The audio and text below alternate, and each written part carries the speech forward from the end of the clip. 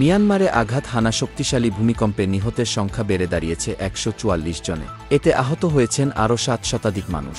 শুক্রবার মিয়ানমারের সেনাবাহিনীর এক কর্মকর্তার বরাত দিয়ে এ তথ্য জানিয়েছে ব্রিটিশ সংবাদমাধ্যম বিবিসি। মিয়ানমারে দ্বিতীয় বৃহত্তর শহর মান্দালয়ে অবস্থিত উদ্ধারকারী দলের একজন সদস্য বিবিসিকে বলেছেন, ক্ষয়ক্ষতির পরিমাণ ব্যাপক, মৃত্যুর সংখ্যাও বাড়ছে। উদ্ধার প্রচেষ্টা চলমান থাকায় আমরা এখন এটুকুই বলতে পারি। যুক্তরাষ্ট্রের ভূতাত্ত্বিক জরিপ সংস্থা জানিয়েছে, শুক্রবার স্থানীয় সময় দুপুর ১২টা ৫০ মিয়ানমারে ৭.৭ মাত্রার ভূমিকম্প আঘাত হেনেছে। পরে ১টা ২ মিনিটের দিকে ৬.৮ মাত্রার একটি আফটারশক আঘাত হানে। ভূমিকম্পের কেন্দ্রস্থল ছিল সাগাইং শহর থেকে ১৬ কিলোমিটার উত্তর-পশ্চিমে এবং ভূপৃষ্ঠের ১০ কিলোমিটার গভীরে। এক সরকারি বিবৃতিতে মিয়ানমার সরকার ভূমিকম্পের পর ৬টি অঞ্চলে জরুরি অবস্থা ঘোষণা করা হয়েছে। এছাড়া ভয়াবহ এই ভূমিকম্পের পর আন্তর্জাতিক সাহায্যের আবেদন জানিয়েছে মিয়ানমারের জান্তা। অন্যদিকে মিয়ানমারের শক্তিশালী ভূমিকম্পের কম্পন থাইল্যান্ডেও অনুভূত হয়েছে।